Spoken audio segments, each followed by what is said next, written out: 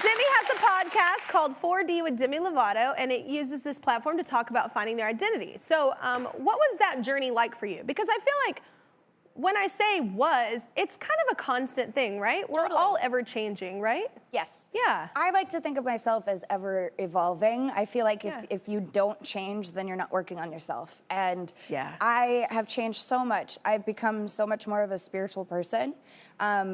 I started meditating in quarantine and good lockdown. on you. Well, I think I was just stoned with nothing to do. Oh my God, that's amazing! But it got me really into meditating, and so I started meditating daily and for long periods of time. And after these these intense meditations, sometimes I would have really incredible experiences when I would open my eyes and look up. And that's why I talk about how important meditation is to me. But it also brought me on a personal level. I was able to go deep inside of myself and figure out parts of me that I've never figured out before. I came out as non-binary in April or May, and it's been really, really cool to see so many people so supportive of my journey. I changed my pronouns to they, them, and thank you.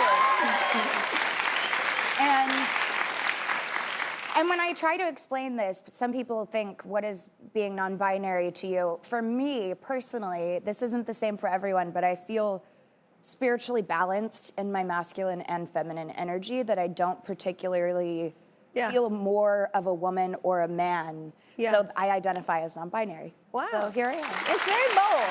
Yeah, it's very cool. Well, how can someone who's not sure how to address, because here's the thing too, I always get worried, because even on The Voice, like we've had these conversations with the producers, because we're turned around, and sometimes and so we don't know them, or we're not allowed to know them.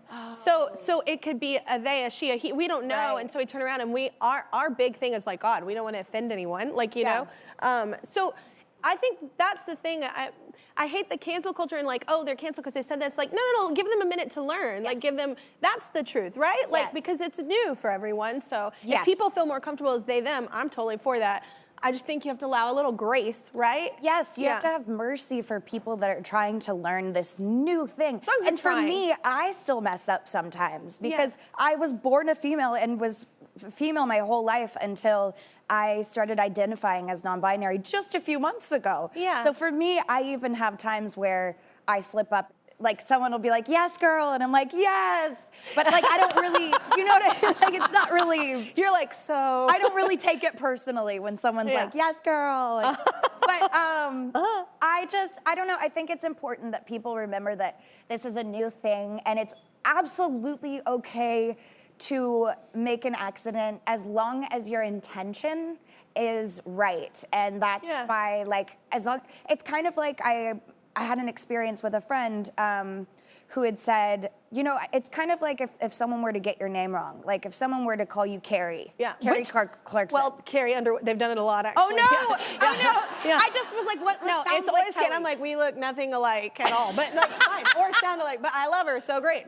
She's great. But it would be like if someone continued to call you Carrie, even after you correct them and say, actually, it's Kelly. And they say, okay, Carrie. As long as you can understand how weird it feels when someone messes it up for another person, then you can kind of understand how the depth and the importance of getting it right is. And that's all it is about. That's a great way to explain it. Yeah, it's just about accepting each other. Investing, trying. Yes. Agreed. Well, is it true that you kind of slid, I love this, you slid into the DMs of a guest you had on your podcast? I love this. Oh. Is it true? Are you really just calling me out like that? Yes, you just really went there.